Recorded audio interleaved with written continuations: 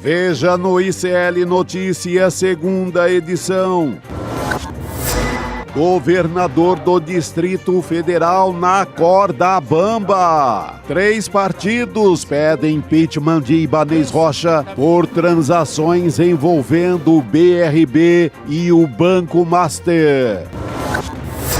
Lula hablou. Presidente fala das fraudes de Daniel Vorcaro e diz que defensores do banqueiro não têm vergonha na cara. Tá cheio de gente que falta um pouco de vergonha na cara nesse país.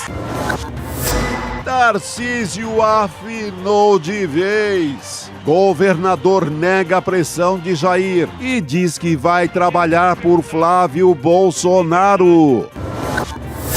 Terra sem lei. Agentes de imigração de Trump são orientados a invadir casa sem mandado judicial nos Estados Unidos. O ICL Notícias, segunda edição, está no ar.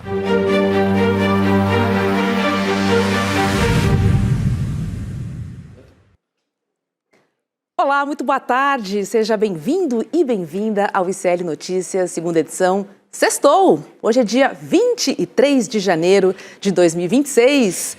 Chico Sá, boa tarde a você. Opa, sexta-feira, o espírito é outro, né? Estamos aqui com a notícia, mas já com aquele ar de que a rua vai nos falar bonito daqui a pouco. É verdade, olha, sextou, mas tem gente lá em Brasília, tipo o governador do Distrito Federal, que não está curtindo esse dia que geralmente a gente gosta. Não, Brasília tem que ser Rivotril em carro-pipa daqui por diante, né?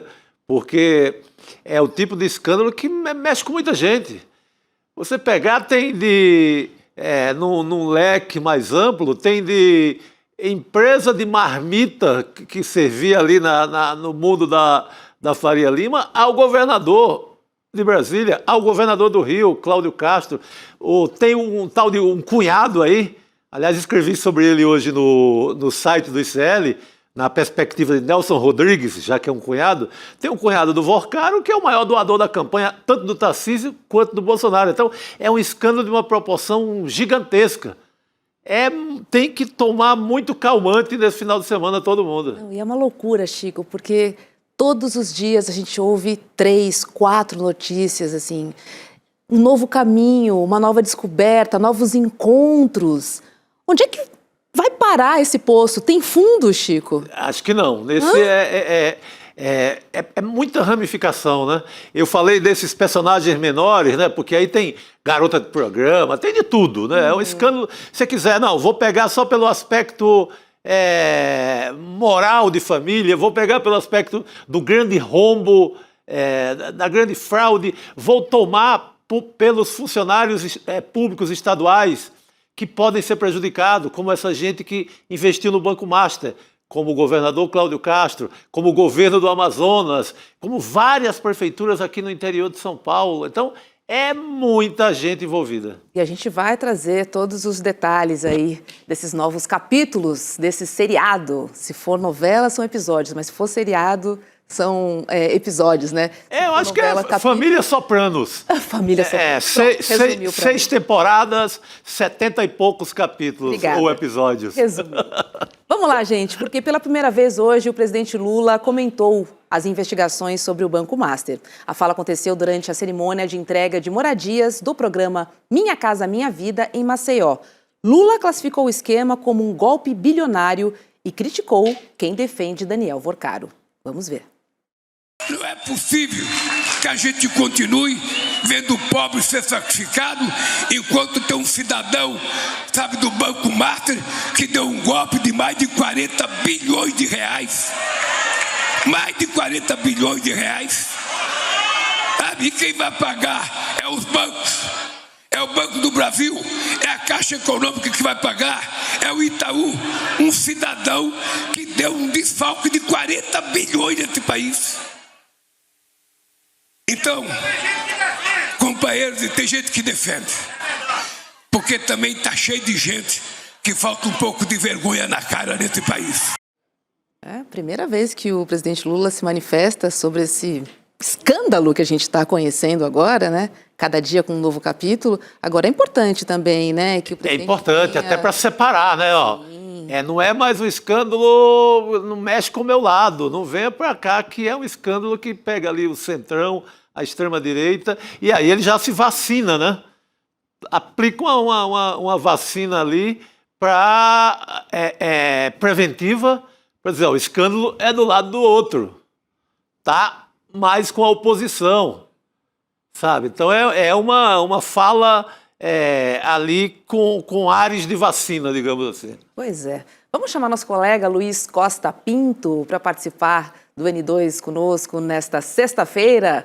Oi, Luiz, tudo bom? Seja bem-vindo. E o presidente Lula se manifestou aí sobre este caso do Banco Master, que todos os dias a gente tem trazido novidades e novidades e novidades. Não sei se tem fim essa história, Luiz. Sinceramente, eu tenho minhas dúvidas. Ô, Roberta, tudo bem? Chico, tudo bem? Boa tarde. Boa tarde. Né? Não é todos os dias tem novidades. A cada 2 horas tem novidades. Né? Nos últimos dias são muitas novidades. Esse pronunciamento do presidente Lula, eu acho que ele é salutar por ter ocorrido em Maceió. E justamente hoje, quando estava ocorrendo no Rio de Janeiro uma operação contra a Rio Previdência, que comprou R$1 bilhão em títulos do Banco Master, quando o banco já estava quebrado e precisando se capitalizar numa operação suspeita. Mas a Prefeitura de Maceió, que é administrada pelo JHC, o João Henrique Caldas, que é aliado do Arthur Lira, que também é de Alagoas, e é muito amigo e foi um abre-alas do Daniel Worcaro em Brasília. Então, Chico, esse pronunciamento se deu em Maceió e eu acho que havia recados ali, tá? Porque a Maceió Previdência precisa dizer por que é que aplicou 170 milhões de reais em fundos do Banco Master, administrado pela liquidada operadora REAG, e o Arthur Lira surge hoje, numa dessas notícias, como tendo sido o político que ajudou o presidente da Câmara, Hugo Mota, de quem ele é aliado, e padrinho político, a criar uma emenda Master, né? Obrigando que o orçamento da União invista 9 bilhões de reais em fundos de recuperação de carbono, né, numa operadora de recuperação de carbono que está situada no Amazonas, cujo controlador é o Henrique Worcaro, pai do Daniel Worcaro. Então, o presidente Lula não falou à toa em tudo isso em Maceió. Pô, perfeito, Lula, porque eu citei aqui o Rio de Janeiro, citei Amazonas, esqueci o Amapá, esqueci a cidade e a prefeitura de Maceió, que também foi no embalo do Daniel Worcaro do Banco Master. O recado é esse. E essa parte dessa dinheirama toda para crédito de carbono, o que me admira é o amor que essa gente passou a ter do dia para a noite, a sustentabilidade, a preservação do meio ambiente, ao combate à crise climática. De repente virou todo mundo verde até a medula. Uhum. Eu não sabia que o Arthur Lira era tão assim a favor dessa causa, Lula. Mas parece que esses 9 bilhões atraiu muita gente para virar assim, para a bandeira ecológica da noite para o dia. Impressionante, né, Lula? E quando nunca foi, né? Nunca, jamais. Nunca foi. Ele tem, inclusive, acusações de degradação ambiental nas suas casas de praia e nas suas fazendas, lá em Vertentes. Você sabe que ele é fazendeiro, ele é de Alagoas, mas a fazenda dele na bacia leiteira ali de Pernambuco e Alagoas é em Vertentes, em Pernambuco, né? Pois é. Exato. Ele tem uma propriedade lá e promove vaquejadas na área, que é o esporte predileto dele, né? Nossa, falar de Maceió, né? Uma cidade tão castigada quando a gente fala em devastação ambiental. Maceió sofre na mão dessa gente. Exatamente. Olha só, a oposição protocolou hoje 2 pedidos de impeachment contra o governador do Distrito Federal, Ibanez Rocha. Um pedido é do PSB, junto com o Cidadania, e outro é do PSOL. As iniciativas ocorrem após novos desdobramentos do escândalo envolvendo o Banco Master e o Banco de Brasília, incluindo a declaração do banqueiro Daniel Vorcaro de que teria tratado diretamente com o governador as operações que resultaram em transações fraudulentas entre as duas instituições. O governador disse que esteve na casa do banqueiro, mas que não falou do assunto, Lula. E aí temos 2 versões, né? Ele esteve na casa do banqueiro e não falou sobre o assunto, já Daniel fala que falou sobre o assunto com o Ibanez. E aí? Olha só, estes pedidos de impeachment, a tendência é que eles não deem nada, tá? A tendência, porque eles vão tramitar na Câmara Legislativa do Distrito Federal, que é a Assembleia Legislativa que tem aqui, a gente chama de Câmara Legislativa. E o governo do Distrito Federal tem uma extensa maioria, né, entre os 24 deputados distritais da Câmara Legislativa. Porém, para vocês terem uma ideia, o presidente da Câmara Legislativa, deputado Wellington Luiz, que é do MDB, ele mora numa casa grilada há mais de 20 anos, um terreno que pertence à Companhia de Águas e Esgotos do Distrito Federal, a CAESB, e ele construiu uma mansão nesse terreno que é público, nunca pagou IPTU por isso e não sai de lá. Então, pra vocês terem uma ideia do que é essa política local em Brasília, eu sempre falo que Brasília na verdade, ela é uma Suécia no seu plano piloto, né? No plano piloto, ou no plano original da cidade, mas nos arredores, nas cercanias de Brasília, a gente tem aqui um faroeste caboclo, né? Como definiu, inclusive, Renato Russo na sua música. Então, essa é a política de Brasília, né? E por isso que eu acho que na Câmara Legislativa é bom que haja, né, esse pedido de impeachment, é natural que a resistência se dê por aí, agora na prática não vai dar em nada. Só que o Ibanez entrou de maneira definitiva nesse caso, definitiva, e pode estar sendo levado a um encerramento precoce da sua carreira política curta. O Ibanez só se tornou político há 8 anos, quando decidiu sair da OAB, da presidência da OAB do Distrito Federal, para disputar o governo do Distrito Federal como um outsider da política e ligado a essa área jurídica, né? Mas ele está tendo patrimônio político dilapidado por isso, porque ele está sendo reconhecido hoje como o homem que quebrou o Banco Regional de Brasília, o BRB, que era, até a ascensão dele, né, no governo do Distrito Federal, era um dos últimos remanescentes dos bancos de unidades da federação públicos, né, que tinham uma certa estrutura financeira. E a revelação que o Daniel Vorcaro fez no depoimento que ele deu, dia 30 de dezembro, no Supremo Tribunal Federal, de que ele encontrou 4 vezes com o Ibanez, uma das vezes um almoço na casa dele, conversando sobre o banco, sobre a venda do banco ao BRB, isso destruiu, desmontou a defesa jurídica e política do Ibanez Rocha. Eu conversei com o advogado do Ibanez, que é também o advogado do Paulo Henrique Costa. Está no exterior de férias.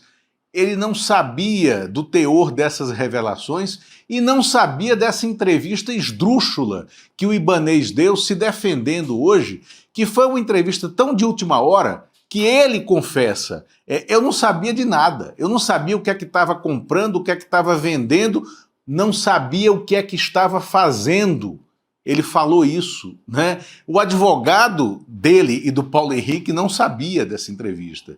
Quando foi avisado, ele disse: eu vou ter que voltar, né? Porque tenho que tomar pé do que é que está acontecendo. E o que é que está acontecendo? O Ibanez está colocando toda a culpa no colo do Paulo Henrique Costa, o ex-presidente do BRB.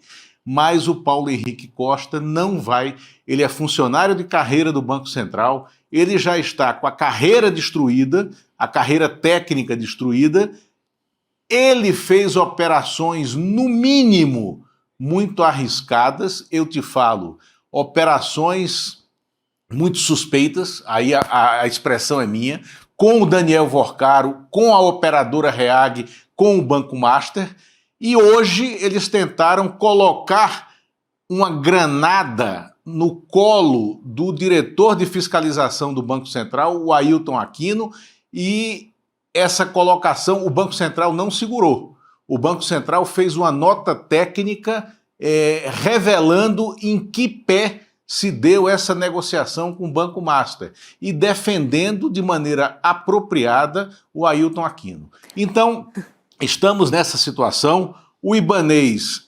provavelmente não vai ser impedido, né, por esses pedidos da oposição, porque ele tem maioria ampla, mas ele está politicamente exposto, ele não tem defesa jurídica razoável e os dados que estão sendo revelados estão deixando o Ibanez absolutamente com as calças na mão. Essa aplicação dele aí, né, de que não sabia nem ele o tema da conversa. Terceirização, o Ibanez, porque foi assim em 8 de janeiro também, lembra? Boa, bem lembrado, Roberto. Sim, bem ele lembrado. é o rei da terceirização. Bem lembrado. Esse é o segundo episódio em que ele culpa outra pessoa ele não sabia de nada. Que ele mete o louco, como que ele diz é mal no popular, informado. né? Assim, ele está repetindo a mesma estratégia que fez ele ser afastado, inclusive, logo depois. Não, ele dá uma de maluco, né? Ele vou aplicar essa, ver se passa. Não sabia o teor da conversa, o que era, que negócio era. Aí não dá. Agora, Lula, o Paulo Henrique Ele estava comprando 12 bilhões de reais em títulos e dizer que não sabia o que é que estava fazendo. Só isso. 12 bilhões de reais. Né? Só isso. Agora, o Paulo Henrique Costa segura essa bucha para o Ibanez ou vai para a defesa dele ignorando... Não segura.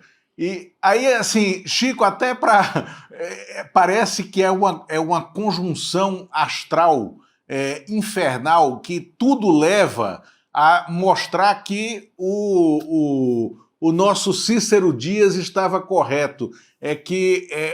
Eu vi o mundo começar e ele começou no Recife, né? O Paulo Henrique Costa é pernambucano também, tá? Chico, ainda tem isso, né? E o Paulo Henrique Costa é uma figura extremamente arrogante, tá? Ele se sentia dono do empresariado do Distrito Federal enquanto presidia o BRB. Ele criou muitos amigos de ocasião, mas criou muitos inimigos políticos, inclusive na base do Ibanez Rocha. E ele se sentia tão poderoso que ele destratava a vice-governadora, a Celina Leão, que o odeia, né? E a Celina Leão é que será a candidata da base. E a Celina Leão, como de fato, nesse caso, com o Paulo Henrique Costa, né, ela não teve nenhum ponto de contato porque os dois se odiavam, né? Ela está dizendo internamente que quer ver o Paulo Henrique completamente frito e esturricado sobre a mesa, sendo servido, né, aos investigadores. Então, eu acho que o Paulo Henrique Costa tem uma tendência muito grande a fazer uma delação, a entregar esse jogo político do Distrito Federal. Rapaz, está quente a parada. Tá quente. Vou trazer o Rio de Janeiro agora aqui para nossa conversa, tá? Porque o presidente e diretores do Rio Previdência, o regime próprio de previdência social do Rio de Janeiro, foram alvos hoje de buscas pela Polícia Federal dentro das investigações sobre o Banco Master. O Rio Previdência afirmou ter feito nos últimos anos aportes de quase R$ 1 bilhão em fundos do banco de Daniel Vorcaro. A PF considera que essas operações financeiras supostamente irregulares expuseram o patrimônio da autarquia, que é responsável pelo pagamento de benefícios previdenciários a 235 mil servidores, com aposentadorias e também pensões. Os agentes cumpriram 4 mandados de busca e apreensão. Um dos endereços foi a casa do presidente do Rio Previdência, o Davis Marcon Antunes, que, segundo seu advogado, está de férias nos Estados Unidos. E a notícia de agora é que o presidente da Rio Previdência foi exonerado pelo governador Cláudio Castro. Notícia que saiu agora. Pô, agora ele vai exonerar? Esse tempo passou esse tempo todo? Era isso que eu achei que a Roberta ia dizer. A notícia de agora é que o Davis Marcon, que é um nome até interessantíssimo. Davis Marcon Antunes. Davis Marcon, né, ele estava sendo preso e deportado para o Brasil. Porque, na verdade, ele não viajou de férias. Ele fugiu dia 15 de janeiro, ele fugiu para os Estados Unidos. Então, tem que ser aberta uma busca, um alerta vermelho, né, da Interpol para repatriar esse Davis Marcon, porque ele limpou as contas pessoais antes de sair. Ele fugiu, é um desqualificado, colocado nesse cargo por outro desqualificado, que é o governador Cláudio Castro, né, e fez uma operação de R$ 1 bilhão em fundos que não existiam, né, para capitalizar o Banco Master, operados pela operadora também liquidada REAG. Esse dinheiro sumiu, é dinheiro dos aposentados do estado do Rio de Janeiro, que estão há 10 anos sem correção das suas aposentadorias. Que tristeza. É inacreditável o que está acontecendo com o Rio de Janeiro, e esse rombo vai ter que ser coberto com os cofres já dilapidados do estado do Rio de Janeiro. Então eu esperava, Roberta, que a notícia a essa altura, porque desde as 7h30 da manhã que a gente sabe que tem operação na Rio Previdência, né? Eu falei dela aqui no Desperta com o Fábio Panunzio. A gente está falando no encerramento no N2, né? Era que ele estava sendo deportado. Não, o governador Cláudio Castro não foi capaz de ter celeridade nesse assunto. É muito cara de pau, né? Agora que ele afasta o cara. Ele sabia da fuga, sabia de tudo, afasta o cara hoje porque está foragido, está fora do país, inclusive. Né?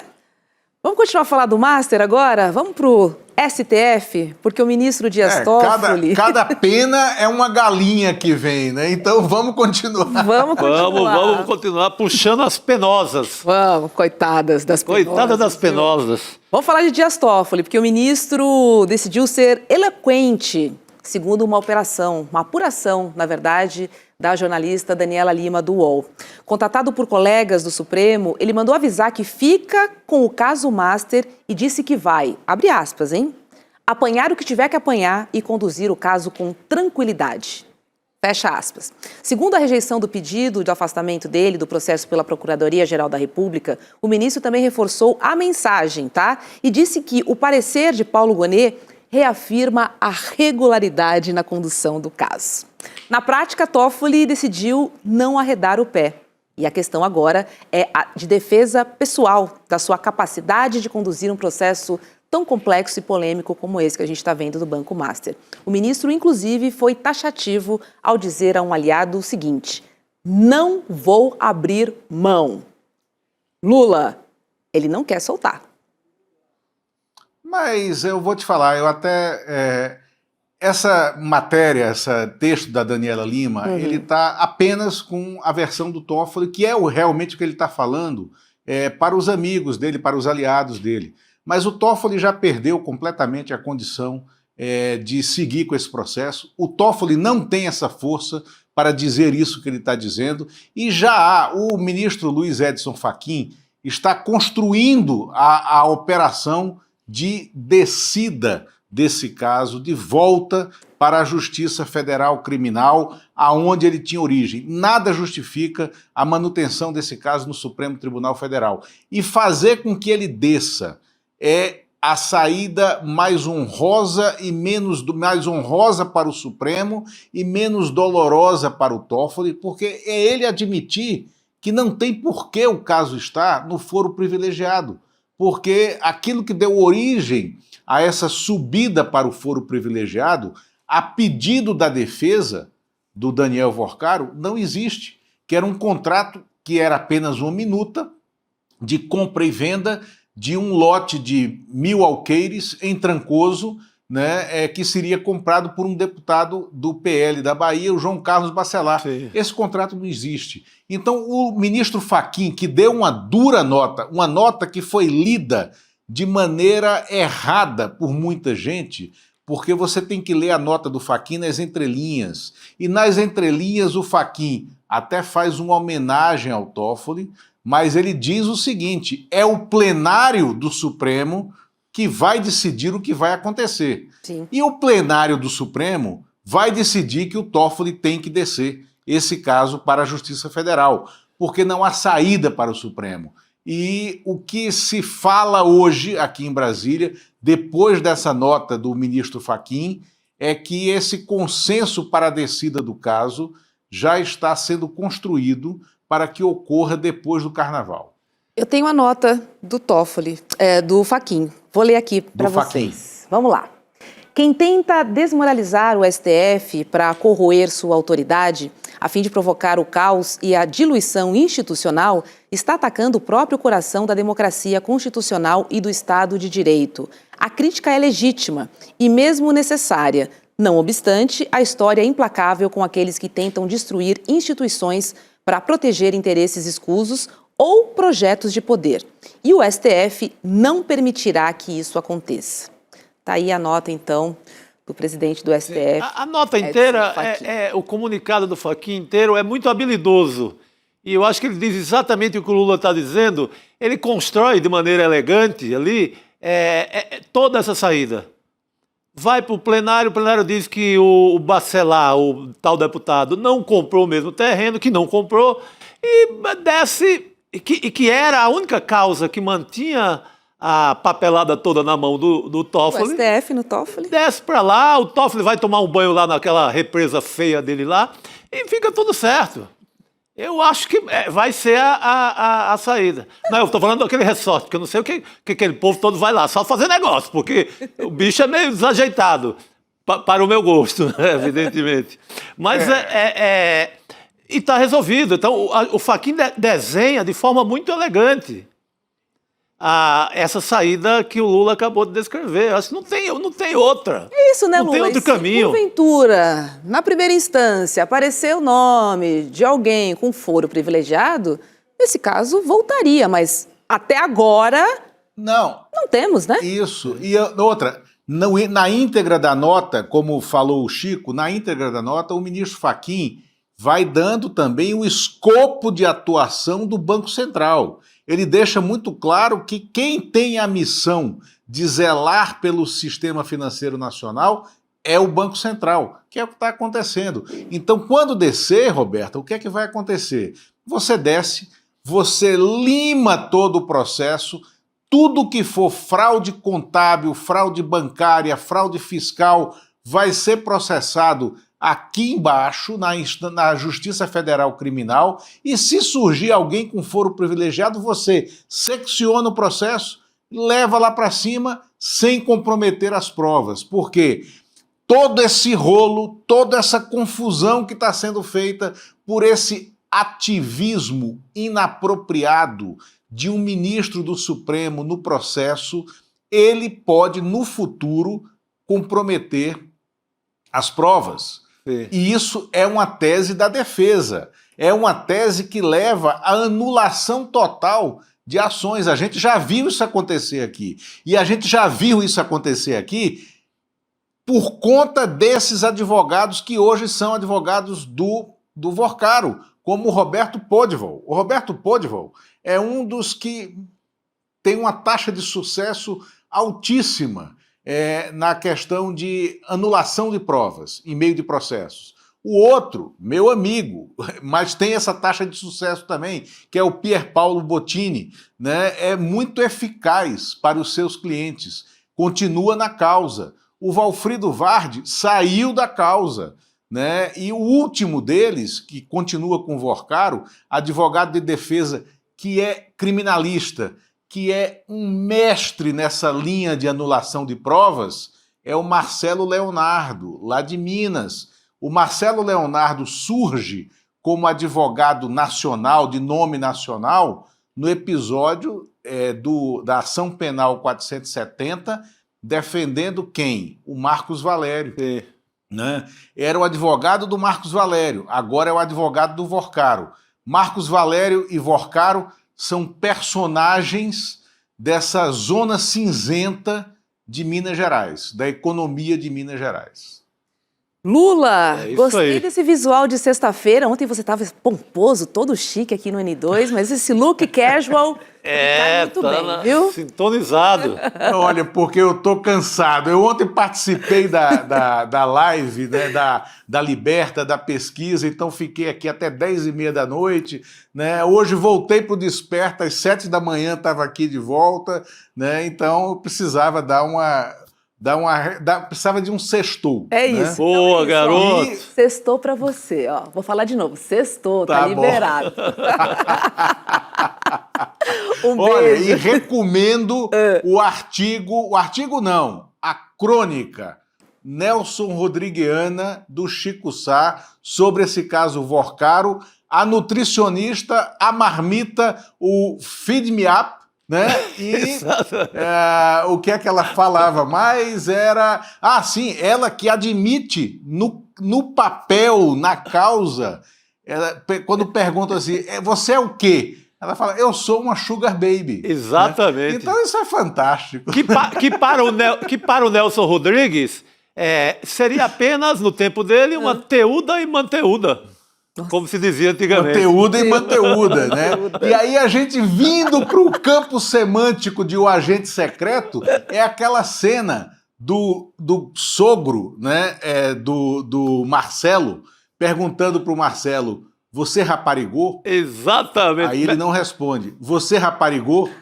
Ele não responde. Aí depois de um tempo, o Wagner Moura fala, rapariguei sim, rapariguei. Tradução... Aí o Chico fica para explicar o que é raparigar. Tradução perfeita. Vou deixar esse pro final do programa. Obrigado, querido. Vou deixar o rapariguei pro final do programa, tá bom? O rapariguinho a gente junta com a Jurubeba logo mais. Deixa pra daqui a pouquinho. Beijo, Lula. Muito bom. Vamos chamar agora Leandro Demore para participar conosco aqui do N2 dessa sexta-feira. Oi, Demore. Boa noite. Seja bem-vindo. Estão animados hoje, hein? Sextou, hein, Chico? Imagina. Como não, né? Aquele climão. Demore, vamos lá, porque hoje temos a notícia de que o diretor de fiscalização do Banco Central, o Ailton Aquino, ele pediu ao presidente do BRB que comprasse carteiras fraudadas do Master.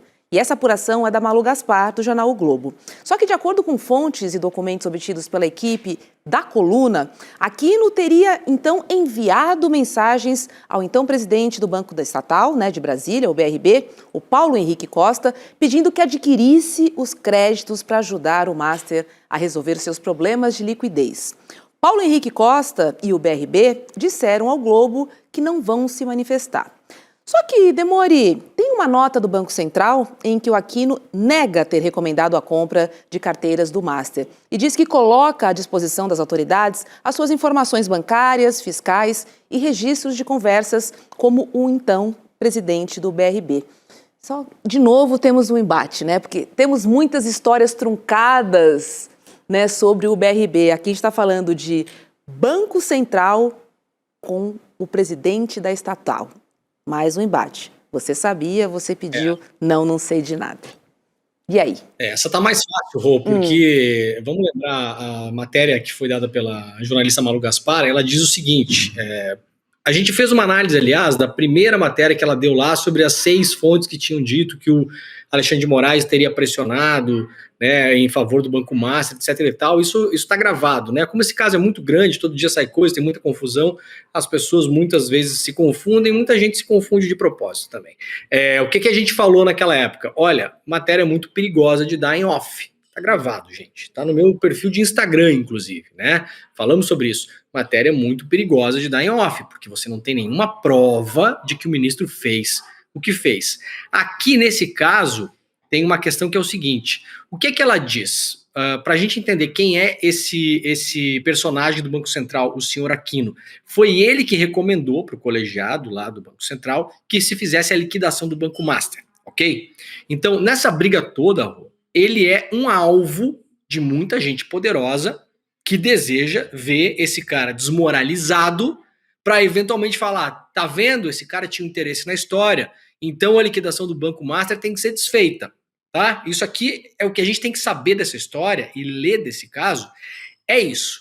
O que é que acontece? A jornalista, nesse caso, ela não mostra as mensagens de WhatsApp nas quais, segundo ela, o Aquino teria recomendado para o presidente do BRB que comprasse 300 milhões em ativos do Banco Master. O que é que ela relata na reportagem? Que o presidente teria mostrado o seu próprio celular para outras pessoas e mostrado mensagens do diretor do BC na tela do seu celular. Então, a reportagem não traz as provas.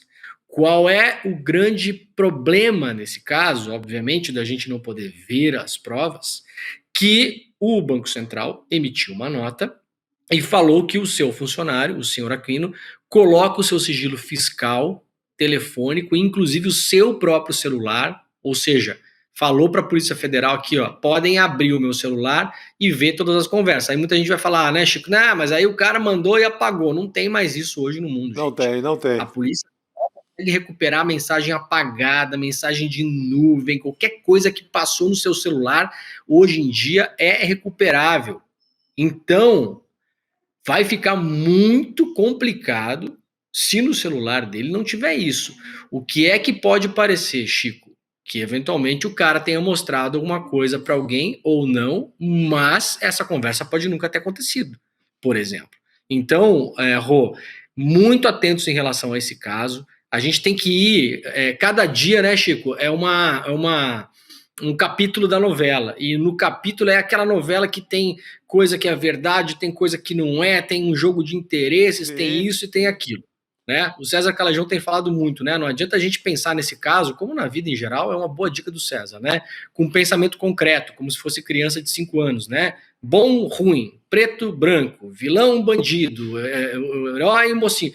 Não é assim que a coisa tá andando, né? A gente falou lá atrás sobre esse caso, aliás, o ICL foi um dos primeiros lugares da imprensa a falar sobre esse caso, a gente está trazendo todos os dias aqui e fazendo as vênias necessárias. Vou repetir, como foi falado aqui, está gravado, sobre a reportagem da Malu Gaspar, sobre a pressão do Alexandre de Moraes em prol do Banco Master, foi dito, não há provas na matéria, só fontes em off, reportagem muito perigosa de dar, vamos esperar. Nesse caso aqui, a matéria também não traz documentos, ela não traz o print do diretor do BC mandando mensagem em favor do Banco Master. Ela diz que alguém mostrou para outro e o Banco Central, em nota oficial, diz, então o celular dele está à disposição das autoridades.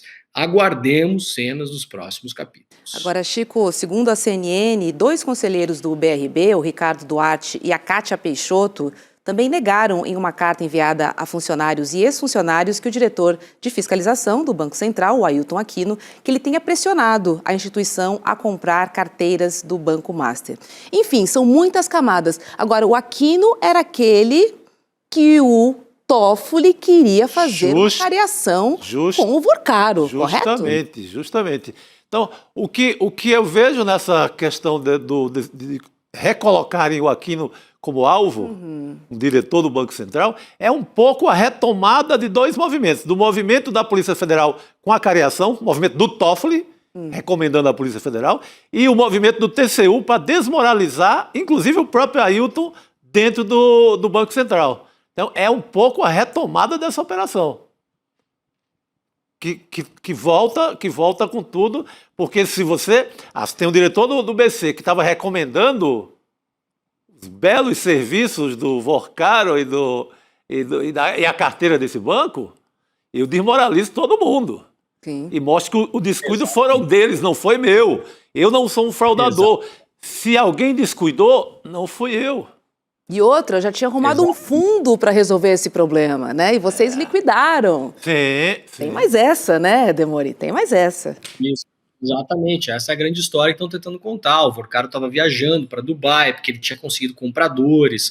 O banco tinha um buraco. O banco era uma pirâmide, né? E o banco, como a gente vem falando aqui, o Banco Master, ele é um exemplo, é um exemplo que vai ficar para a história, não só como a maior fraude da história do Brasil. Está se falando em 80 bilhões. Veja, Roberta, durante 5 anos, a Lava Jato fez o que fez no Brasil. Sabe quanto que foi o rombo estimado na Lava Jato na época? 6. A gente está falando de 80. A gente já teve Americanas que foi 40. Então, a gente está vendo o tamanho desse negócio, e aí o que o Vorcaro conta? Não, realmente eu tinha os problemas lá, estava com problema de liquidez, né? Mas eu estava conseguindo dinheiro. Vocês me prenderam no aeroporto, eu estava indo para Dubai. Pelo amor de Deus, vocês liquidaram meu banco. Quem é que é o alvo nesse caso? É o cara que recomendou a liquidação. Quem é que é o outro alvo nesse caso? O Gabriel Galípolo, presidente do Banco Central. Quem é que é o outro alvo nesse caso? André Rodrigues, o diretor-geral da Polícia Federal, porque esses são os pilares fortes da investigação séria que está sendo feita. Então a gente tem que ter muito cuidado com o que sai por aí, sem que a gente possa ter comprovação e olhar e saber o que está acontecendo de fato. Agora, Demori, ontem foi um dia histórico aqui, né? Porque o ICL promoveu o lançamento da maior pesquisa de opinião já feita aqui no Brasil. E depois teve um debate incrível. Mais de 10 mil pessoas de todos os cantos do país, elas foram entrevistadas para revelar, né, a verdade sobre o que pensam os brasileiros, e os resultados foram surpreendentes. Você separou alguns dados para a gente conversar aqui no N2, né, Demori? Estou muito interessada em rever esses dados para a gente fazer uma análise aqui nessa noite de sexta. Vamos lá? Eu separei porque, olha, tem coisa muito surpreendente. A gente encomendou uma pesquisa. É muito caro de se fazer no Brasil, né, Rô? A gente pegar os grandes institutos aí, as pesquisas são feitas com 2.000 pessoas, 2.500, na boca da eleição, para ter certeza de que os caras não vão errar, os caras entrevistam 3.000 pessoas, 3.500. O ICL ouviu 10.000 pessoas, com uma metodologia ultramoderna de escuta pública, e não é uma pesquisa eleitoral, Rô. Eu voto nesse, eu voto naquele, isso, aquilo. Não, é uma pesquisa para entender a cabeça da população. Uma pesquisa completíssima, super ampla, gigantesca, que daqui a pouquinho eu vou dizer para as pessoas como elas podem acessar. E aí, eu separei algumas coisas para a gente ver como muitas vezes os clichês daquilo que a gente pensa, né, que a gente pensa o seguinte, a pessoa é assim ou assado, então, se ela é assim ou assado, então ela pensa isso. E essa pesquisa desmonta muitas dessas certezas. Olha só essa primeira aqui, eu não sei se está dando leitura para vocês, eu não estou conseguindo ler direito aqui, Rô, mas essa tela eu conheço bem, depois se precisar de ajuda eu vou pedir para você ler para mim, por gentileza. Se eu te falar que eu também não estou enxergando, que está tão pequenininho aqui. Para mim também. Agora fez, obrigado, gente. Agora deu. Em um grupo de 10 pessoas, tá? Pergunta que a gente fez para as pessoas. Em um grupo de 10 pessoas, se tem nesse grupo 9 pessoas culpadas por um crime grave, por exemplo, homicídio, estupro, assalto, a mão armada, só que uma pessoa é inocente. Então você tem certeza que 9 cometeram um crime grave, mas uma é inocente. O que é que você faz, Rô? Você pune as 10, mesmo que tenha que punir um inocente. Você não pune ninguém para não cometer uma injustiça com um inocente, ou você não sabe. Olha que curioso, 42% das pessoas pune as 10, mesmo que para isso você tenha que punir uma pessoa inocente. 15% só decide não punir ninguém, né? Aquela coisa que a gente fala, a justiça, se ela comete uma injustiça, ela não pode ser chamada de justiça. Só 15% das pessoas acreditam nisso. A maioria das pessoas que responde uma coisa ou outra acredita que você tem que punir o inocente para punir as outras pessoas também. E o curioso é que 43% das pessoas, é 3 ali, né, gente? 43% das pessoas diz que não sabe. né? Isso me levou a pensar, Chico, o seguinte: sabe aquelas pesquisas de opinião que se faz assim, quando tem a crise da Venezuela, né? Ou o acordo Brasil-Mercosul, né? X% das pessoas são a favor do acordo Brasil-Mercosul. Chico, as pessoas nem sabem o que elas estão falando, meu camarada. Imagina, isso aqui é um dilema moral, certo? Isso aqui a pessoa não precisa ter estudo, não precisa ter conhecimento, não precisa ter nada para saber disso. Isso aqui é um dilema moral que alguém que já tem uma certa idade consegue se colocar diante dos dilemas morais. Então, além daquilo que a pesquisa revela, ela revela também um pouco como a gente vê pesquisa no Brasil sobre temas sensíveis, achando que aquilo são certezas inabaláveis, né? E aí tem um desdobramento disso, gente, olha que curioso. Complica um pouco mais, né, a pergunta. Se entre essas 10 pessoas, uma delas for um parente seu, aí o que as pessoas fazem? Opa, aí não. Aí 51% diz não, então é melhor não punir. Veja, mudou. Antes a maioria fala, se tem 10 e uma é inocente, mas é uma pessoa que eu não conheço, tem que punir. Se tem 10 e uma é inocente, mas é meu parente, opa, aí 51% falam que não. Então veja, Rô, não tem necessariamente a ver com fazer justiça para o bem da sociedade. Tem a ver também com como as pessoas pensam, né? Um certo tribalismo, um certo familismo, né? Sim. E aí, veja pela outra ótica, Chico, do bolso. Olha só, eu pedi para o pessoal separar por classe social. Tem uma outra tela aí, galera. Próxima tela para separar por classe social. Pessoas ricas, se a punição for para um parente, só 1% diz que tem que punir. Veja, os pobres, nesse caso, se a gente olhar isso em um certo sentido, né, no sentido da punição, 15% diz que tem que punir, mesmo que seja um parente. E da classe média, 20%. Os evangélicos, a maioria diz que não tem que punir, por exemplo, né? Então são os mais, digamos assim, lenientes com esse tipo de coisa, né? Enfim, a pesquisa ela vai para vários lugares, assim, né? Tem mais 2 telas que eu acho interessantes para a gente dar uma olhada aqui muito rapidamente, e depois eu vou dizer para o pessoal como é que o pessoal faz para conseguir acessar a pesquisa, tá? Religião, por exemplo, tá? Sobre isenção de impostos e ostentação de líderes religiosos. A gente tem aquela ideia, né, Chico, que o povo brasileiro, no geral, a maioria é manipulado pelas religiões, que as pessoas são completos idiotas, que não se importam com os pastores, que enriquecem com a religião. Olha só que curioso.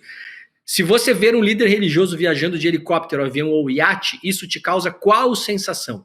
62% das pessoas dizem que é uma sensação de absurdo, porque a igreja deveria cuidar da alma e da fé e não servir para o acúmulo de fontes materiais. Apenas 8% acham que tudo bem. 26% acham que ok, caso aquele dinheiro seja obtido pelo pastor, ou pelo padre, ou pelo líder espiritual, em um outro negócio lícito que não seja a igreja. Mas veja, há uma repulsa da sociedade brasileira em relação a pastores que enriquecem com o mercado da fé. Isso quebra um pouco a certeza que a gente tem que a maioria das pessoas é manipulada, não sabe de nada, né? É manipulada pela religião. E aí tem mais uma, eu acho, Rô, que eu separei, ou estamos na última? Temos mais uma? É a última? Essa é a última.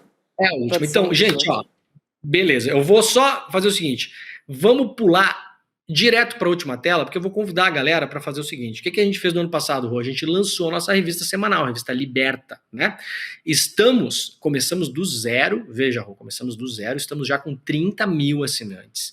É uma revista semanal, digital, todo sábado fresquinha, uma revista de aprofundamento. Você passa a semana toda acompanhando notícias e no final de semana vai estar lá o Chico Sá, vai estar a Roberta Garcia, vai estar a Vivian Mesquita, vai estar o professor Castro Rocha, o Leonardo Trevisan, o Gessé, o Edu Moreira, o Jamil Chad, vai estar a nossa galera lá e convidados, né? Um ex-ministro do Supremo, um ex-ministro da Economia, líderes comunitários, líderes políticos. A gente convida uma gama de brasileiros e gringos para escrever sobre os grandes temas da atualidade. É uma revista que eu falo tranquilamente, não tem nada igual ao que a gente está fazendo no Brasil, tá?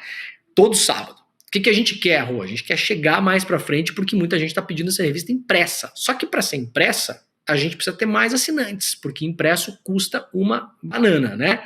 Então é o seguinte, a gente está fazendo, só hoje é o último dia, uma promoção para a galera poder assinar a Revista Liberta e ter acesso a toda essa pesquisa porque essa pesquisa na íntegra, repito, é uma pesquisa gigantesca sobre dilemas morais, sobre o que pensa a população brasileira, sobre hábitos dos brasileiros, que foi publicada com exclusividade numa edição especial da revista Liberta.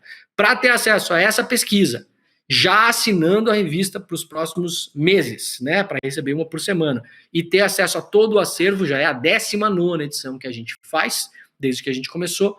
Estamos com essa promoção hoje, que é icl.com.br/revista, icl.com.br/revista. Isso ajuda, claro, Rô, a financiar o jornalismo do ICL também, porque nós não temos publicidade, não tem propaganda, não tem dinheiro de governo, não tem dinheiro privado, não tem investidor externo, não tem absolutamente nada, nem a monetização aqui do Google a gente pega. O nosso site não tem banner, não tem anúncio, não tem publicidade programática, não temos nenhum tipo de apoio que as pessoas possam dar. O que nós temos é o ICL, e para isso, para crescer nesse ano de eleição, a gente precisa da nossa comunidade chegando junto. Hoje é um mega presente que você vai assinar a revista Liberta, acessando aí icl.com.br/revista, e vai levar 2 formações que estão nos nossos cursos, que são só para a galera do ICL, né, que tem acesso a mais de 300 cursos, mas a gente liberou junto hoje 2 formações. Uma formação com o nosso querido professor Gessé e uma formação sobre o legado do querido e amado Leonardo Boff. Então é isso, Rô. Acesse a pesquisa, acesse todas as edições anteriores da Liberta, assine a revista Liberta, que a gente vai levar esse ano aí, que é um ano eleitoral muito difícil para frente, só com a ajuda e a força da nossa comunidade. O QR Code está na tela, icl.com.br/revista. Muito bom. Só reforçando, tá? A revista Liberta, ela vai trazer a íntegra das pesquisas que a gente fez, foram reveladas ontem, e também análises de especialistas como Gessé Souza, tem o professor Castro Rocha, que já está aqui, vai entrar aqui no N2 daqui a pouquinho para conversar com a gente, Luiz Eduardo Soares. Então, a revista já está no ar, corra lá em icl.com.br/revista e faça a sua assinatura. Então, assinando ainda hoje, como disse o Demore, você também leva o acesso a 2 formações exclusivaças aqui do ICL. Corra lá e se delicie com a revista Liberta. Faz tempo que eu não escrevo na revista Liberta, hein? Atenção, atenção. Por favor. Atenção, Chico Alves. Atenção, atenção. Ô Chico, pô, Vixe, a revista Liberta, a gente passa a semana, né, essa confusão toda, noticiário, Brasília pega fogo. Você pega uma Liberta ali no final de semana na sua rede, como eu faço, com o computador, e você entende o caos que aconteceu. Tá lá, é uma forma de você entender a confusão toda da semana. Sim. Sabe? Sem precisar perguntar para aquele cunhado chato, né, que bota aquela cara e quer te explorar. Então é por aí. Muito bom. Logo, logo eu quero a revistinha no papel, que eu sou daquelas que gostam de ficar ali, ó, rodando, folha, fazer marcação, marca texto, minha cara. Demore, sextou. Beijo pra você, bom fim de semana. Obrigado. Beijo, tchau. querido. Valeu. Vamos nessa, você também é do papel, né, Chico? Sim, eu sou. Ainda mais no domingo. O domingo, se não é uma coisa de papel, parece que não estou sendo informado. Um cafezinho. O domingo é gutenbergiano, é o mundo do papel. É muito gostoso. Vamos receber agora o professor Castro Rocha. Acabamos de falar dele. Olha ele aí na nossa tela. Boa noite, professor. Seja bem-vindo. Boa noite, Roberta. Boa noite, Chico. Estamos fazendo dobradinha. Vamos lá. Ontem e hoje. Pois é, 2 dias com o professor. Uma de missa de corpo presente e outra no digital, ao longe, mas tá tudo bem, vamos embora. Olha só, gente, saiu uma notícia agora que diz que Alexandre de Moraes, né, o ministro do STF, ele proibiu a realização de manifestações no entorno do complexo da Papuda, incluindo o núcleo em que o ex-presidente Jair Bolsonaro está preso, conhecido como Papudinha. De acordo com a decisão, manifestantes já estão no local e eles, então, devem ser removidos imediatamente. Moraes também autorizou prisão em flagrante a quem resistir a deixar o espaço. A medida foi tomada após um pedido da PGR. Segundo a Procuradoria, um grupo de apoiadores de Bolsonaro montou acampamento em frente ao complexo prisional, professor. Acampamento eu me lembro eu lembro muito bem daqueles acampamentos nos quartéis, aquele churrasco, onde começa deu por isso ali. Tudo, né? Eu sei no que vai dar isso. Olha lá, acampamento de novo, professor. Conheço essa história, já vi esse filme. E é o resultado direto da caminhada cenográfica do Nicolas Ferreira. Quer dizer, nessa caminhada do nosso querido Forrest Gump das Alterosas, ele retomou todo o discurso golpista. Os presos são políticos, o processo foi indevido, Bolsonaro é inocente, golpe não houve. Essa caminhada do Nicolas Ferreira de Minas Gerais a Brasília é o fermento para esse tipo de manifestação. O que ele deseja ao fazer a caminhada, além, claro, do espetáculo, das filmagens, dos cortes, da presença na internet, o que ele deseja é produzir uma manifestação em Brasília que claramente se dirija em direção a Papudinha para lá fazer a manifestação. O ministro Alexandre de Moraes já está prevenindo isto. O mais impressionante, Roberto e Chico, é que essas pessoas, eu acho mesmo que é um caso de saúde mental. O caso do Nicolas Ferreira, Gustavo Gaia, Magno Malta e tutti quanti. Em que sentido? Eles estão tão viciados na dopamina barata do engajamento das redes sociais que já não existe uma correlação de forças, não existe uma relação objetiva entre a ação e o que se deseja alcançar. Porque nesta ação, quando o Nicolas Ferreira no discurso o tempo todo diz o que eu disse, em suma, que não houve golpe, que é uma perseguição política, que os presos são presos indevidamente, que o Bolsonaro é inocente, eles estão mais uma vez desacreditando as instituições, buscando desmoralizar, sobretudo, o judiciário. Ao fazê-lo, eles confirmam a denúncia apresentada pela Procuradoria-Geral da República, porque a base do golpe, Chico, não era colocar tanque nas ruas, era desmoralizar o Tribunal Superior Eleitoral, o Supremo Tribunal Federal, manietar o judiciário para então impor uma ditadura do clã Bolsonaro. Com a caminhada do Nicolas, o discurso cada vez mais inflamado, a convocação da manifestação em Brasília para que se dirija a Papudinha, é uma confirmação indireta do que a Procuradoria-Geral da República argumentou. Ou seja, a extrema-direita, nesse afã de likes, de monetização das redes sociais, a extrema-direita o tempo todo cria provas contra si mesma. É uma coisa absolutamente... Eu já acho, Chico, de fato, que é um problema de saúde mental coletivo. Pois é. Tem cheiro disso, viu, professor? Mas a decisão da Procuradoria é acertadíssima. Você vê que naquela facilidade toda daquele momento que acabou dando na confusão, meses antes você teve um caminhão carregado de bombas para explodir o aeroporto de Brasília. Então, não dá para facilitar com essa gente, sabe? É isso. Decisão mais do que acertada. Muito bom. Decisão dessa sexta-feira. O ministro, também está trabalhando. Antes do sexto. Aliás, pro Xandão não tem horário, não tem nada, né? A gente falou ontem sobre o cano que o Tarcísio deu na visita que faria ao ex-presidente Jair Bolsonaro. E olha, hoje numa agenda aqui em São Paulo, o Tarcísio disse que nunca sofreu pressão de Jair e que vai trabalhar muito, mas muito em prol de Flávio Bolsonaro. O posicionamento vem depois do governador ter sido alvo de ataques dos próprios filhos do ex-presidente. Vamos dar uma olhadinha no que Eduardo disse numa entrevista a um podcast em Santa Catarina. Gente, vamos lá. O Tarcísio, até ontem, era um servidor público, um desconhecido da sociedade. Ganhou notoriedade sendo ministro da Infraestrutura. E depois foi eleito em São Paulo graças ao presidente Jair Bolsonaro. Ele não tem a opção de ir contra o Bolsonaro. Se ele tentar qualquer medida para fazer alguma coisa diferente e sair candidato, no barato, ele vai se equiparar a João Dória. Agora, só uma curiosidade aqui, tá? A campanha de Flávio Bolsonaro conta com o marqueteiro Daniel Braga, que também trabalhou para João Dória. E é isso. A visita foi remarcada, tá? Para quinta-feira que vem, professor. Roberta, é duro numa sexta-feira chuvosa dizer o que eu direi agora, mas, Chico, veja bem, o que a honestidade intelectual nos obriga. Eduardo Bolsonaro tem razão. Total.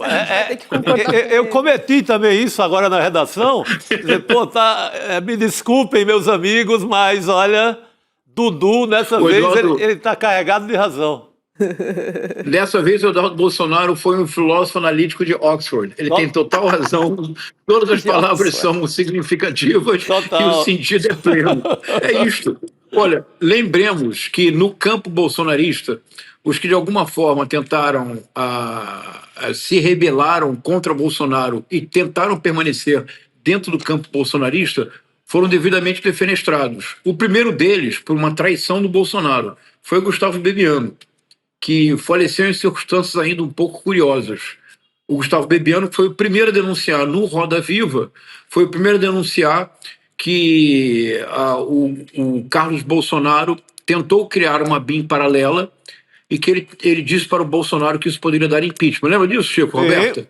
Lá atrás. A Joyce Hasselman foi absolutamente destruída, não se elege hoje em dia nem síndica de prédio. Ela tem a sua vingança, porque ela tem armas muito poderosas contra Michele Bolsonaro.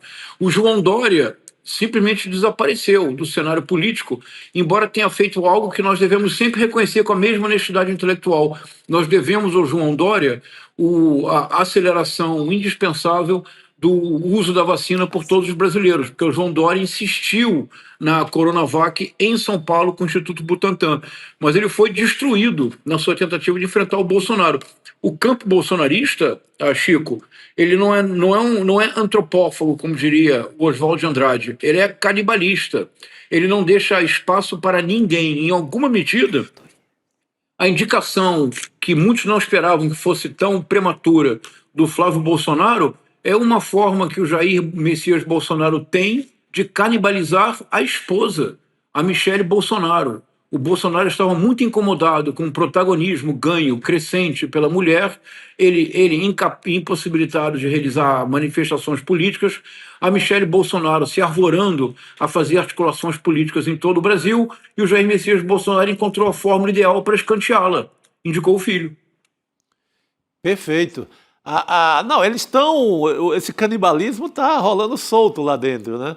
Você pega até na parte, no ramal evangélico, religioso do bolsonarismo, está se dando a mesma coisa. A Damares está comendo todo mundo. Hoje ela foi para cima do Malafaia, e falou que desceu a lenha também.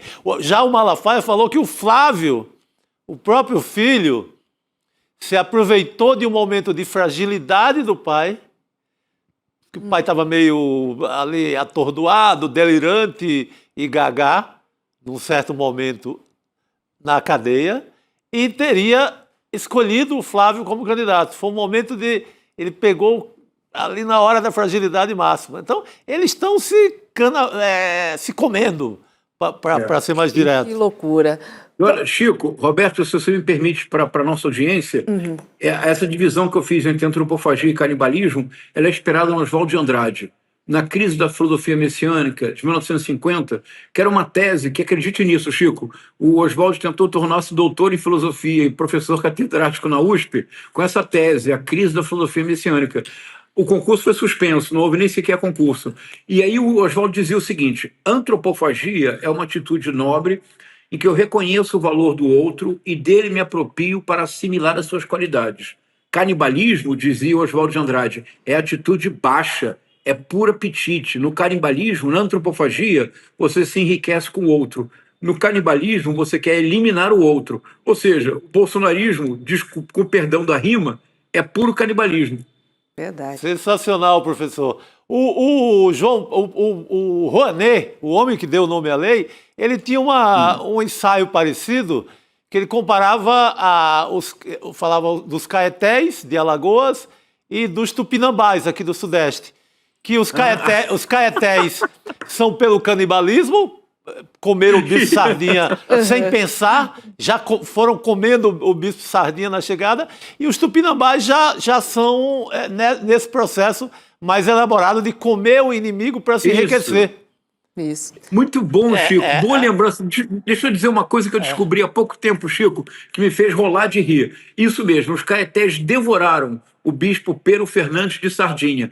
O Albert Camus escreveu no diário dele, quando o Oswaldo de Andrade contou a história para ele. Ele escreveu assim: mas ele se chamava Sardinha. Agora, Chico, Roberta, fica ainda melhor a história. Sabe por quem foi substituído o bispo Sardinha? Depois de ter sido substituído, sabe por que ele foi substituído? por um bispo chamado Leitão, Chico. É bom Meu demais, Deus não do é? céu, tá pronto para ser devorado. Olha, muito bom, Mas gente. o bispo Leitão, Roberta, foi prudente e nunca se aproximou dos caetés. Vou aproveitar esse momento aqui de descontração para a gente fazer, né, aquele link, aquela comparação, né, da nossa literatura com o momento atual. E aí, professor, hoje a gente vai fazer um paralelo entre Dostoiévski e a situação de Flávio Bolsonaro, certo? A gente tem alguns trechos aqui do livro Memórias do Subsolo. Bota na tela aí, vou ler, hein? Será que os senhores aceitariam a tarefa de definir com perfeita exatidão em que consiste precisamente o lucro para um ser humano? E se acontecer que, em certos casos, o lucro para o ser humano não apenas pode, como até deve consistir, justamente alguma vez, em desejar para si algo ruim e não vantajoso? Olha só, Roberto, isso é lindo. Essa é uma novela do Dostoiévski que eu recomendo demais a leitura, a Chico e Roberta. E há uma tradução, há duas traduções maravilhosas, do Boris Schneiderman, antiga, e há uma tradução recente de um nome pelo qual eu tenho, Chico, verdadeira adoração, que é um excepcional escritor, é um homem de enorme conhecimento, de uma enorme humildade, que é o Rubens Figueiredo. O Rubens Figueiredo tem dedicado as últimas décadas, Roberto, olha que bonito isso, Roberta, a traduzir diretamente do russo o que é de melhor na literatura russa. Ele é o tradutor de Tolstói, ele traduziu Anna Karenina, Guerra e Paz, Chico, traduziu Guerra e Paz, traduziu todos os contos do Tolstói e traduziu, entre outros, Memórias do Subsolo. Essa é uma novela, Roberta, de 1864, que é de uma leitura tão urgente, Chico. Do que trata a novela? A novela tem um narrador, que é anônimo, que é o homem mais ressentido da história da literatura. O narrador das Memórias do Subsolo, na primeira parte, ele define o que é o subsolo. Na segunda parte, ele conta aventuras que, de uma certa forma, exemplificam a psicologia do subsolo. A psicologia do subsolo, Roberta, é toda marcada pelo ressentimento, mas um ressentimento a tal ponto entranhado na alma que ele impede qualquer espécie de ação positiva, de ação racional no mundo. Você fica de fora do mundo apenas maldizendo tudo aquilo que você não consegue porque você nada faz.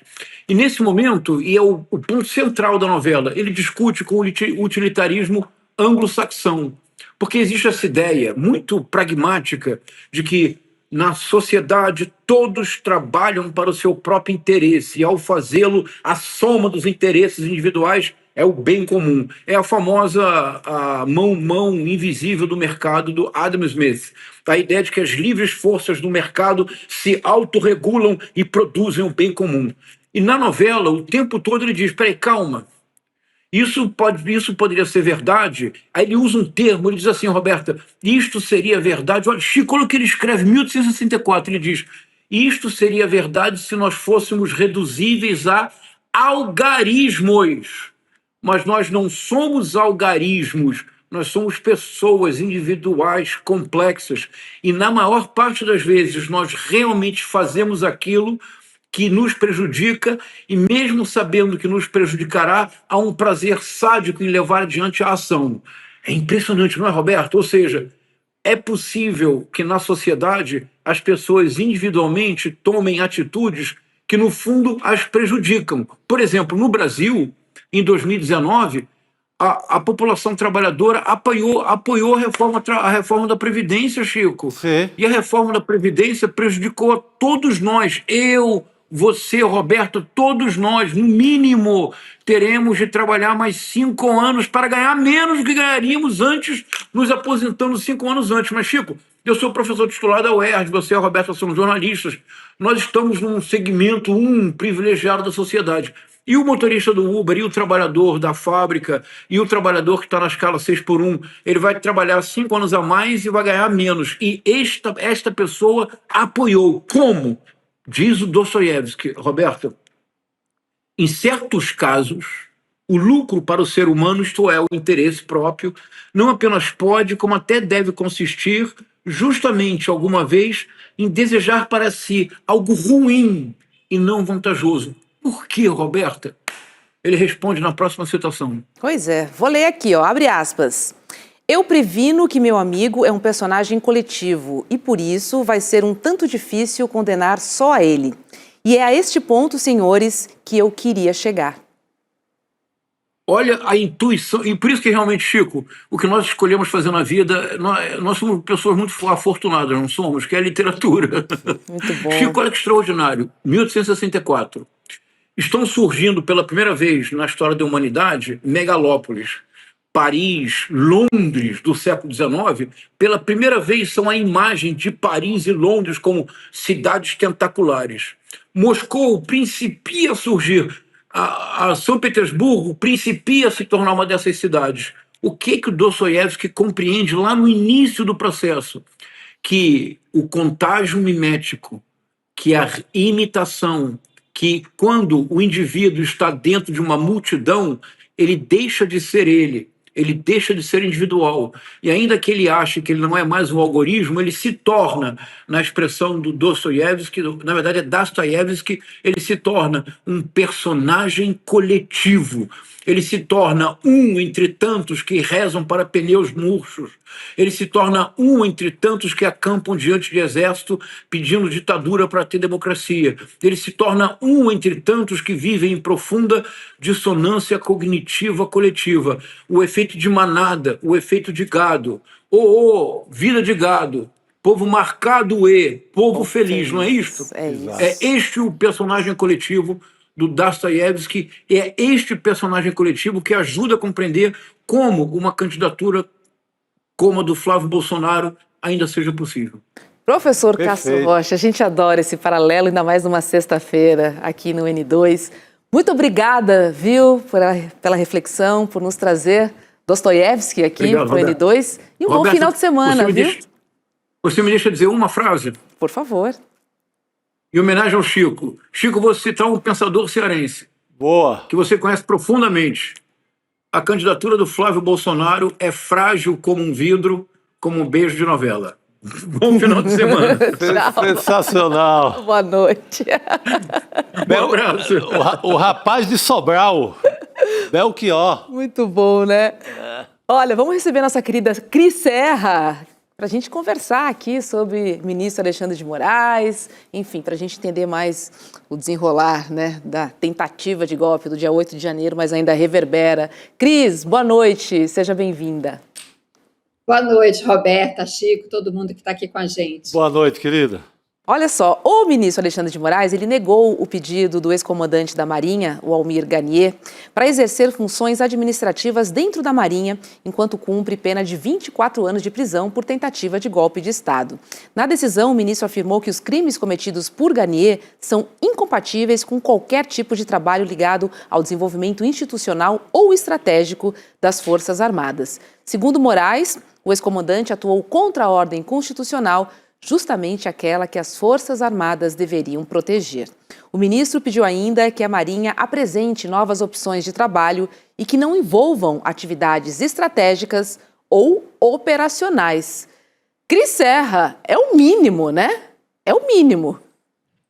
Pois é, Roberta, a decisão do Alexandre de Moraes está certíssima, né? As pessoas precisam entender quem foi condenado, né, por tentativa de golpe de Estado, de abolição do Estado Democrático de Direito, como é o caso do ex-ministro da Marinha, Garnier, né, precisa entender que está preso, que foi condenado, está sendo punido. Ok, prisão, condenação não é vingança, mas é uma punição. Tanto é que ele está preso, privado de liberdade. Agora, a lei permite, e isso é muito importante, que o preso trabalhe para que possa ter uma redução de pena, né? Trabalho, estudo, leitura de livros, né? Tem que fazer a ficha do livro que leu, tudo isso, ótimo que seja assim e que o preso, então, possa abater da sua pena. Agora, quer trabalhar? Precisa trabalhar em tarefas administrativas, coisas desse tipo. Não pode querer, depois de ter sido condenado por tentativa de abolição do Estado Democrático de Direito, por golpe de Estado, querer trabalhar em atividades que tem a ver com operações da força a qual ele pertence, ainda pertence, que é a Marinha, né? Questões operacionais ou doutrinárias ou estratégicas, muito menos, né? Porque isso botaria ele em contato, certamente, com a hierarquia da Marinha, com atividades que, por serem estratégicas, né, devem requerer um certo sigilo, entende? Então, tem limite, né? O trabalho que ele pode desenvolver tem limite. Ele não pode estar ali enfronhado, né, nas questões mais importantes da Marinha, como se ele ainda estivesse livre, né? Como se ele ainda fosse comandante da força. Não dá, né? Mas, enfim, o Alexandre de Moraes pediu, então, para que a Marinha ofereça outras alternativas. Certamente isso vai ser feito, certamente ele vai trabalhar e poderá abater aí esse tempo da sua pena, né, do período da sua pena. Agora, importante dizer, né, porque isso para mim é o que mais me deixa incomodada com a punição que foi dada a esses militares envolvidos no atentado golpista de 8 de janeiro, é o fato de que, apesar da condenação, eles mantêm as suas patentes, né? No caso do Garnier, sei que já está tramitando no Superior Tribunal Militar, né, uma ação, um processo para que ele perca a patente, né? Porque ele desonrou a Marinha, né, as Forças Armadas, enfim, a quem ele deveria servir com lealdade, com dignidade, né? O que ele fez, qualquer um que se envolve num atentado golpista desonra a Força Armada a qual está servindo, que é o caso dele. Só que eu acho que esse processo se dá muito lentamente, sabe? Deveria ter sido uma coisa em paralelo ao processo no Supremo Tribunal Federal. Sabe-se lá quanto tempo isso ainda vai durar no Superior Tribunal Militar e quanto tempo isso vai levar. Por quê? Por que eu estou dizendo isso? Eu quero atropelar a lei, quero passar por cima do que está estabelecido? Não, mas o fato é, o Supremo Poder Civil, no caso, o Judiciário, né, examinou todas as provas. Está mais do que caracterizado o envolvimento dele na tentativa golpista, né? Mas não, ele ainda vai ter que passar, isso deveria ser suficiente para perda de patente, do meu humilde ponto de vista, mas ele ainda vai ter que passar pela tramitação toda lá no Superior Tribunal Militar, que todos nós sabemos é uma casa extremamente corporativista, a mesma, aliás, que livrou a cara do seu Bolsonaro lá na década de 1980, quando ele também, né, foi processado porque tinha um plano de cometer atentados à bomba em quartéis no Rio de Janeiro. Deu no que deu, né? O STM ter livrado a cara de Bolsonaro, deu exatamente no 8 de janeiro. Enfim, não dá para esperar muita coisa do Superior Tribunal Militar. Pois é, né? Porque patente, regalia, aposentadoria, assim, é muita coisa ainda para um condenado, né? Exatamente. Não, e Cris toca num ponto assim que mostra como uma decisãozinha lá atrás poderia mexer com toda a história do país, né?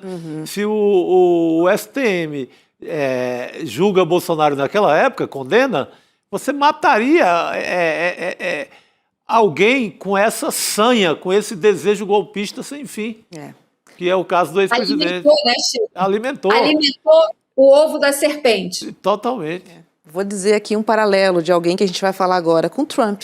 Sim. Também não foi detido no momento exato. No caso, o 6 de janeiro dele, né? Exatamente. Então, agora, olha aí que a gente está vendo, né? Vou falar dele agora, a gente não falou o jornal inteiro, mas, gente, olha essa, porque o governo Trump passou a orientar seus agentes de imigração do ICE a entrar sem mandado em casas de imigrantes para realizar prisões, gente. A informação é da agência de notícias Associated Press, que teve acesso a um memorando interno do ICE. A nova ordem contradiz o treinamento que eles davam para os seus agentes, que diz que a entrada em casas sem mandado judicial é completamente inconstitucional. Segundo a denúncia, Cris, o memorando tem sido usado para treinar novos agentes do ICE. Essa é a guarda do Donald Trump, né? Assim, guarda pessoal, porque eles estão executando exatamente tudo o que o governo, no nome de Donald Trump, está pedindo. Tudo. É uma loucura isso. Essa notícia, ela mostra a escalada desse aparelho policial de terror que esse ICE se transformou, né? Essa guarda contra imigrantes, essa milícia que caça imigrantes nas ruas das cidades norte-americanas. Os Estados Unidos, o governo Trump, né, se transformou num governo delinquente. É um governo que viola as leis, os tratados, o tempo todo, no nível internacional e no nível interno, né? Nessas duas frentes de atuação. No nível internacional, passa por cima, sai tratorando toda e qualquer norma internacional, direito internacional, tratados, ONU, etc, etc. Agora só falta passar por cima da OTAN lá, com a história lá da Groenlândia e da Dinamarca. E no front interno, né, é a mesma coisa, só que contra a sua própria população e os imigrantes em situação legal, não é só contra os indocumentados. Seja qual for a situação, você não pode tratar pessoas dessa maneira. A gente viu essa semana a situação de uma criança de 5 anos que foi presa por essa milícia para que a milícia chegasse no pai, a criança usada como isca, uma criança de 5 anos, com um gorrinho de coelho, sabe, com a mochilinha. Aquela cena é uma coisa bárbara, aquilo é bárbaro. Desumano, um horror. Desumano. Mas por quê? Porque vem de um governo delinquente, né? Trump é o maior delinquente internacional de todos os tempos, tirando dos tempos mais recentes, vamos considerar do pós-guerra para cá, né, pelos instrumentos que ele tem usado contra a sua própria população, né? Difícil ver alguém que tenha chegado tão longe nessas medidas contra a sua própria população. Não estou falando em tempo de guerra ou de conflito, evidentemente, né, mas em tempos, digamos assim, entre aspas, normais, né? Os Estados Unidos não vivem uma situação de guerra civil, ou pelo menos ainda por enquanto, não, né? Por enquanto, e também não explícita, né? Mas diante dessa situação, né, a gente chega a pensar no pior. Então é isso. Mas só para voltar no ponto específico que você trouxe da matéria da AP, agora então eles podem fazer isso com mandato administrativo. O mandato administrativo é um papel, qualquer ordem que qualquer burocrata do ICE pode assinar e despachar, bota na mão do agente, o agente chega na casa da pessoa e faz o que tem que fazer, prende aquela pessoa, sem supervisão judicial, né? Então isso, de fato, amplia os poderes dessa milícia de uma maneira incomensurável, né? Os poderes que eles têm agora para fazer o que estão fazendo. Se já estavam fazendo de maneira violenta, abusiva e agressiva, né? Sem isso, agora eles estão perfeitamente, digamos assim, legitimados pelo comando, pela hierarquia do órgão, para fazer o que bem entenderem. Não foi à toa que prenderam uma criança de 5 anos. Não só esse menino, a que eu estou me referindo, que estava chegando da escola, mas outras crianças estão em situação semelhante. Esse caso chamou atenção porque tem a foto da criança e, de fato, é uma coisa muito, né, que abala qualquer um que vê aquela imagem. E olha, Chico, em meio a essa nova fase mais opressora do governo Trump, a ONU denunciou a desumanização dos imigrantes por parte dos Estados Unidos. A ONU também pede investigações independentes da morte de pelo menos 36 pessoas. Volker Turk, que é o alto comissário da ONU para assuntos dos direitos humanos, ele pediu que os Estados Unidos garantam que as políticas migratórias respeitem a dignidade humana e o direito ao devido processo legal. Agora, é uma solicitação, né? Mas assim... E nessa hora a gente lembra de... Se ele cordialmente aceitar, né? Nessa hora, infelizmente, a gente tem que lembrar de Gaza, que a gente passou o tempo inteiro gritando, falando, apelando para a ONU, todo mundo apelando e não aconteceu nada. Então, é muito cruel. Muito cruel. Cris, a gente tem uns minutinhos que a gente está quase acabando o jornal. Vou passar para você. Só para encerrar, esse alto comissário da ONU para Direitos Humanos, o Volker Turk, é ótimo, que bom que ele fez esse alerta, mas bem tarde, né? Demorou muito, né? Porque, como o Chico lembrou, não é só a situação lá em Gaza e tudo mais, mas com relação à imigração especificamente, que foi a fala dele, né? Essa situação de agressão contra os imigrantes, de perseguição, já vem de muito tempo. Os abusos do ICE já estão aí para quem quiser ver. Demorou um pouco, é importante o alerta, porém bastante tardio e obviamente não vai dar em nada, porque acabamos de comentar aqui, o Trump não respeita a ONU. Aliás, ele está criando uma outra entidade para competir ou, na cabeça dele, substituir a ONU, onde ele, nessa outra entidade, o tal Conselho da Paz, ele terá plenos poderes, reinará absoluto nos delírios de grandeza do Trump. Que a gente espera, claro, que isso não funcione, que os países não colaborem para mais esse delírio de Donald Trump. Eu estou curiosa para ver qual vai ser a saída do Brasil para tudo isso. Na semana que vem, talvez a gente já tenha novidades nesse assunto. Não vai aderir, Roberta, não vai. Eu também creio que seja esse o caminho. Mas a minha curiosidade é a forma que a gente vai falar. Como que a gente vai dizer isso e qual vai ser a nossa ancoragem na resposta, sabe, Cris? Porque, Sim. Não vai, mas a maneira vai influenciar muito o que a gente vai dizer e o porquê que a gente não vai aceitar. São esses dois Sim, é muito importante. Você tem toda a razão. Que eu estou curiosa para ver. Semana que vem teremos novidades, provavelmente, nesse caso. Cris, querida, bom final de semana para você. Sextou. Graças. Boa noite, querida. Boa noite. Olha só, sextou e hoje tem Cine ICL, o seu ponto de encontro com o melhor do cinema, que rola toda sexta-feira, às 19h, aqui na tela do ICL, coladinho no N2, tá? Vamos dar uma olhadinha na escolha do Duda Leite para a sessão de hoje. Roda aí. Minha dica de hoje é o documentário Triunfo, que é sobre o Nelson Triunfo, um dos precursores da cena do hip-hop nacional. Triunfo mistura hip-hop, música black, cultura urbana e muito breakdance com a luta pelos direitos da população preta. Dirigido pela dupla Cauê Angeli e Hernani Ramos, foi o grande vencedor do Festival Inédit em 2014. Nelson, beijo no seu coração, que massa. Nelson lá de Triunfo, Pernambuco, por isso que esse nome dele aí. Muito bom. Depois da sessão, a gente recebe Marcelo Alite, que é diretor artístico do Festival Inédit. Esse festival é dedicado a documentários musicais, tá? Então vai rolar um bate-papo exclusivo sobre o documentário de Nelson Triunfo, que é uma lenda viva da história do hip-hop brasileiro, tá? Querido. Para não perder a exibição de Triunfo, entre no grupo exclusivo do programa, tá? No WhatsApp, icl.com.br/cinegroup.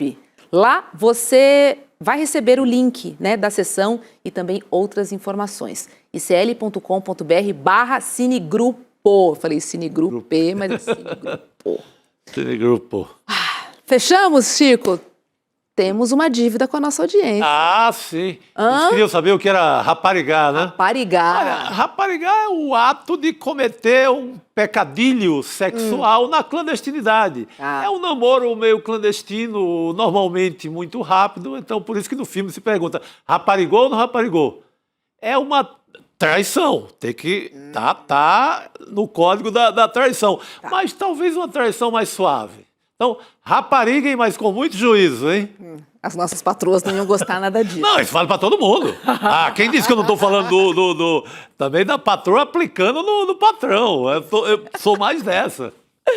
Beijo, comunidade. Um ótimo final de semana e segunda-feira a gente se encontra aqui no ICL. Jurubeba para todo mundo. E a Jurubeba também. Tchau. Quantos golpes aconteceram no mercado financeiro em 2021? Teve Banco Master, teve o faraó lá dos bitcoins. Agora, teve muita gente que não caiu em nenhum desses golpes, que não comprou COI, que não comprou CDB do Banco Master. Sabe por quê? Porque assistiu o Mapa da Mina em 2025. O encontro que a gente faz todos os anos em janeiro para fazer nossas previsões e alertas sobre o ano que está por vir. O Mapa da Mina 2026 vai acontecer no dia 29 de janeiro, uma quinta-feira, às 8 horas da noite. E você pode participar gratuitamente. Em 2025, a gente acertou todas as previsões. E a gente vai trabalhar muito para fazer boas previsões em 2026 também.